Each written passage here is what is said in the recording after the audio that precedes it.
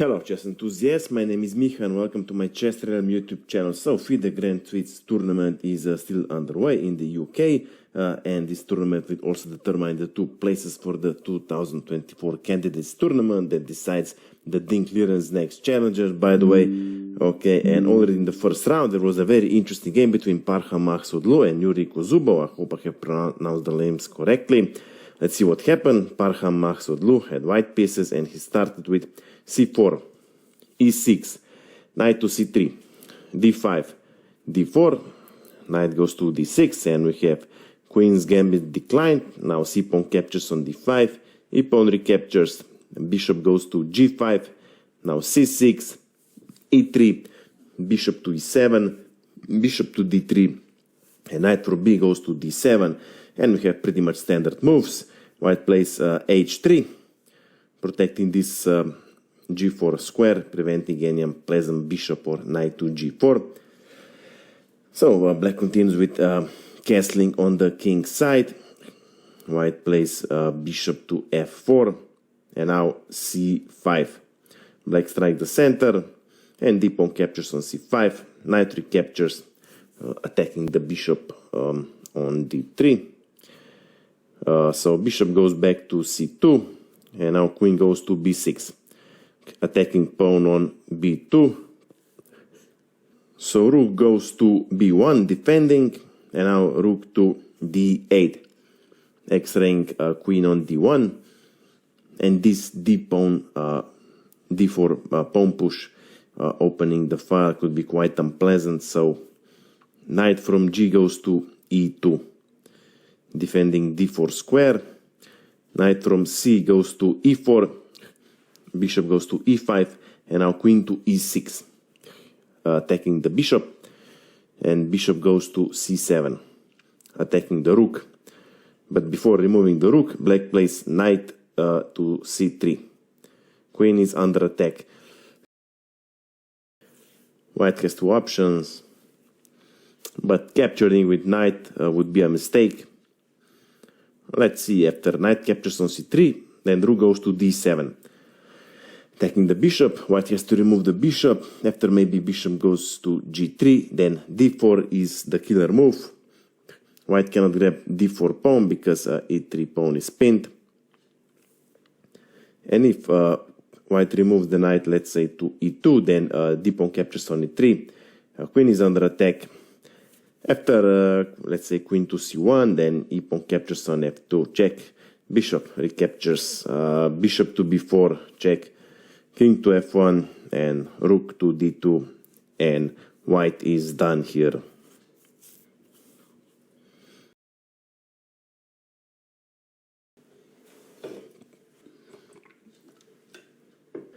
Okay, so in the game, b-pawn captures on c3 was played. Rook is still under attack, so rook goes back to f8.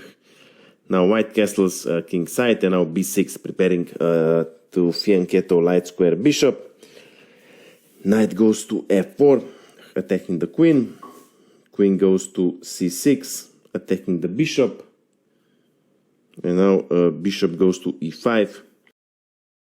Bishop to a6, attacking the rook. But instead of removing, bishop to a4 was played, attacking the queen. Queen goes back to c8. Okay, so far we had strategical redeploying of the pieces, both sides trying to gain an advantage. Bishop to b5 was played, offering the trade of bishops. Well, if black would capture, then this d5 pawn would be 3 times attacked. So black doesn't go for it. Instead, bishop goes back to b7. And now queen to c2. Knight goes to d7. Now white doesn't want to lose bishop pair, so bishop goes to d4. And now knight to c5. And now a4.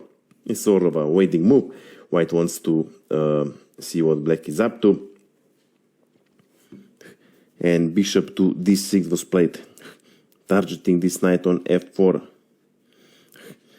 Not like it's something with double pawns on the f file, but white probably didn't like it, so and has other plans with the knight, so knight to h5 was played. Double attack on this pawn on g7. Black, of course, cannot allow this, so f6 was played, defending g7 pawn. And now g4, advancing with kingside pawn. White prepares full-scale attack. Now maybe a rook to f7, further defending this g7 pawn would be the best option for black. Queen to c7 was played anyway, and now a5. Bishop goes to c6, offering the trade of bishops. Well, first white captures pawn on b6, attacking the queen. Of course, queen cannot recapture it because then bishop to d3. It's discover attack on the queen and on the h7 pawn. So a pawn recaptures on b6, and now queen goes to f5. Now this is a very tricky situation. Let's suppose that rook loses control of this f6 pawn. After, let's say, rook from f to e8, then bishop to c6. Now this queen also protects g7 square. So after queen recaptures on c6, then knight to g7, and white is winning. King cannot recapture on g7 because queen to f6, and it's gonna be mate in the next move. Okay, so in the game, bishop to b7 was played, avoiding the trade, and now f4, and rook goes to a2, preparing maybe a rook from f to a8, doubling the rooks. Okay, not at this moment, because as I said, rook has to protect this f6 pawn. White nevertheless plays rook to a1, challenging the rook on the a file. Black accepts the trade, rook captures on a1, rook recaptures, and we have reached the critical moment in the game. It was vital for black to play rook to f7 and to further defend this g7 pawn. But black saw the things otherwise. Knight to b3 was played, attacking both rook on a1 and this unpleasant bishop on d4. Yeah, that's true, but white doesn't care. Bishop to b3 was played, giving the rook away. So white is targeting this h7 square with deadly attack. If black would try to block it after, for example, g6, then simply queen to e6 check. If king to h8, then bishop to f6 is decisive. So after queen to f7 defending the check, knight goes to f6, check. Now queen cannot capture because of the pin. After maybe king to g7, knight to e8, king to g8, queen captures on f7, rook recaptures, and now rook to b1. Both knight and bishop are attacked, and here white wins decisive material advantage.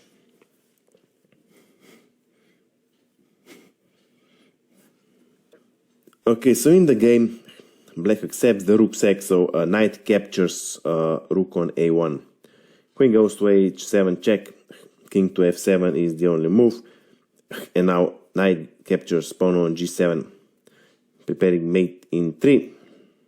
After a random move, let's say knight to b3, then bishop to g6 check, king to e7, knight to e6 check. After rook to f7, queen to f7 is mate. After king captures knight on e6, then f5 is checkmate.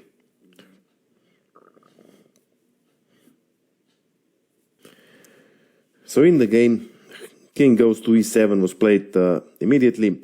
Now bishop goes to g6.